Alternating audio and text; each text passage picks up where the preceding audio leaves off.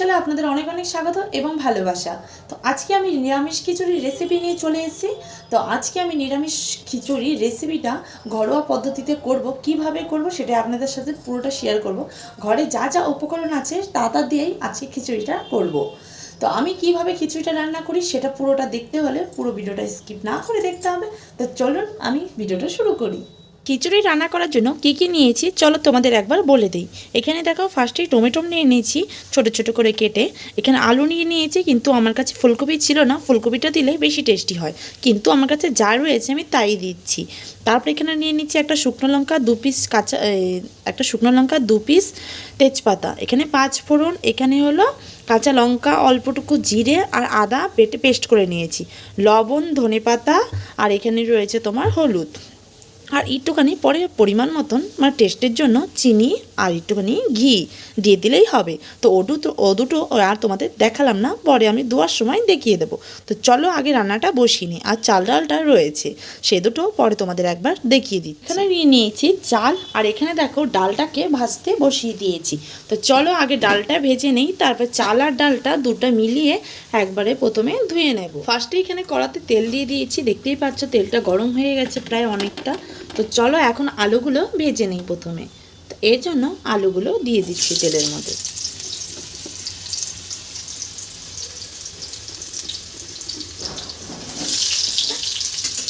ভালো মতন নেড়ে চেড়ে আলুগুলো প্রথমে ভেজে নিই। আলুগুলো একটু নরম করার জন্য দিয়ে দিতে হবে সামান্য একটুখানি পরিমাণ লবণ। তো একটুখানি দিলাম, বেশি দিলাম না, নাহলে পরে অসুবিধা হয়ে যাবে, মনে রাখতে পারবো না।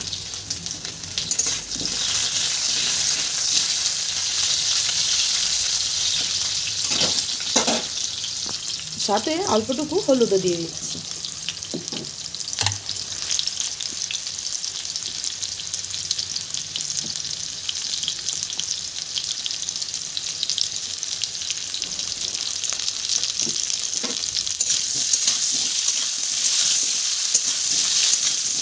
তো চলো আগে ভালো মতো নেড়ে চেড়ে ভেজে নিই। আলুগুলো ভাজা কমপ্লিট হয়ে গেছে। তো চলো এখন কীভাবে এখন উপকরণগুলো দিয়ে নিই। প্রথমে শুকনো লঙ্কা, তেজপাতা,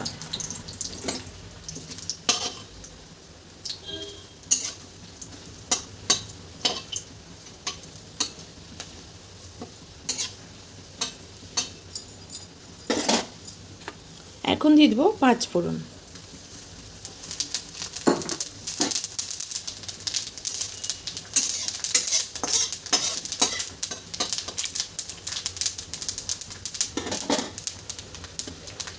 তারপরে দিয়ে দেবো টমেটো,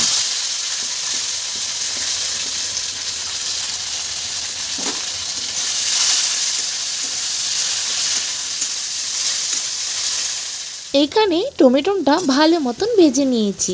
টমেটোটা অনেকটা নরম হয়ে গেছে, তারপরে ভাবলাম আলুটা দিয়েই কষিয়ে নেই। টমেটোমের যে রসটা আছে তাতে আলুটা অনেকটা নরম করে দেবে।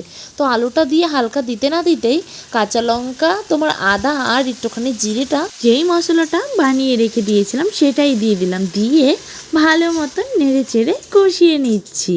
তো তারপরে দেখো দেখতে দেখতেই ভালো মতন কষিয়ে নিলাম, কারণ মশলাটা যত বেশি কষানো হবে খিচুড়ির টেস্টটা তত বেশিই আসবে।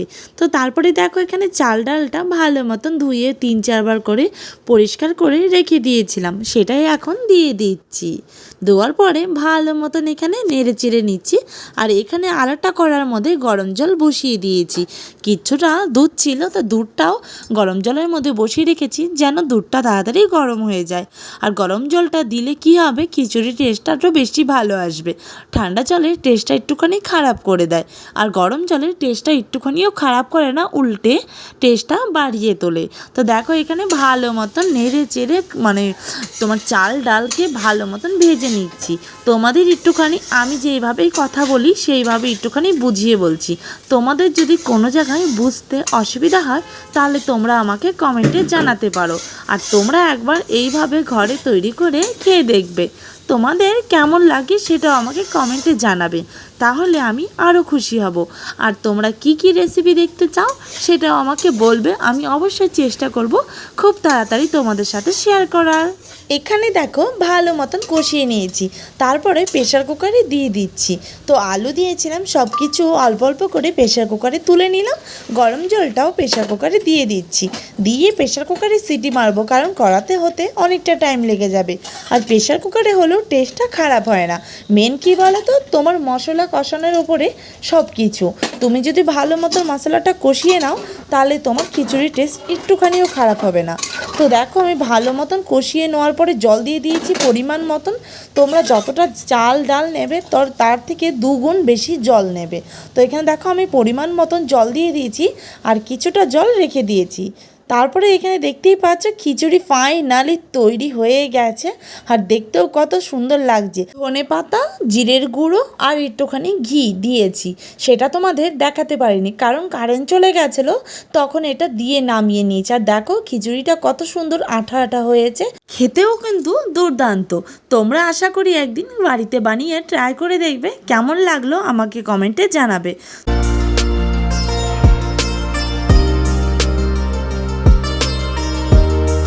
বৃষ্টির দিনে খিচুড়ি খেতে সবারই ভালো লাগে, তোমাদের মতন আমারও খুব ভালো লাগে, তাই আজকে বানিয়ে ফেলেছি। এখানে দেখো সাথে রয়েছে পাঁপড় ভাজা আর মাছ। তো চলো ভিডিওটা এই পর্যন্তই।